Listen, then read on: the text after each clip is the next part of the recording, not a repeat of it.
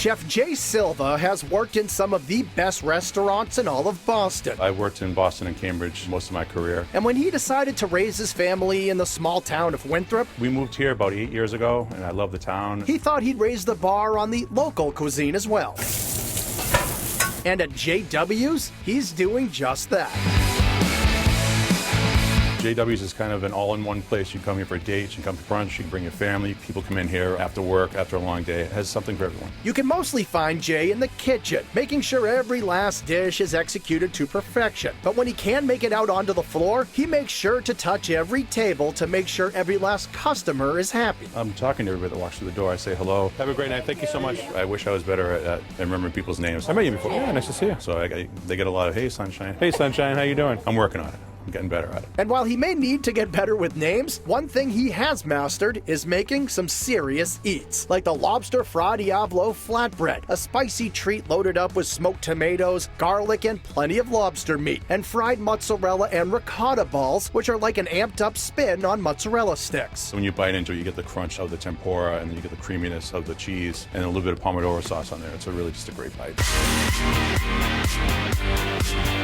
Starters also include super tender meatballs served over creamy polenta with a slow-cooked pomodoro sauce, and warm lobster sliders, a recipe that Jay's been perfecting for a decade. I've had them on my menus for about 10 years now. It's a great little hot local bite. It has the crunch, it's creamy, it's hot. The roll is warm, the lobster meat is warm, lightly buttered, there's some chive on there. People just freak out over them, they love them. All of the classic Italian comfort food dishes you know and love make their way onto JW's menu, from plate-tipping portions of chicken parm to hearty bowls of slow-cooked bolognese served over orecchietti. Orecchietti is the perfect pasta for the bolognese. It just scoops up the little bits of meat, and you get the perfect bite. There's even this Italian take on a burger. We wanted to do a burger here. I just didn't want to phone in and do just a regular burger. I wanted to have an Italian flair to it. I love scalli bread with the sesame seeds. We toast that, and we put the pesto on it with the mozzarella cheese on there, the pancetta. All those flavors work so well together. But the ultimate Italian dish on the JW's menu is the pork chop with vinegar peppers, Jay's personal go-to meal. It's one of my favorite dishes. The pork chops are really, really moist, but they also have the crunch from the breadcrumbs. The vinegar peppers give you a little kick. The potatoes are nice and creamy. And then the garlic spinach, you have that big kick. It's a solid dish.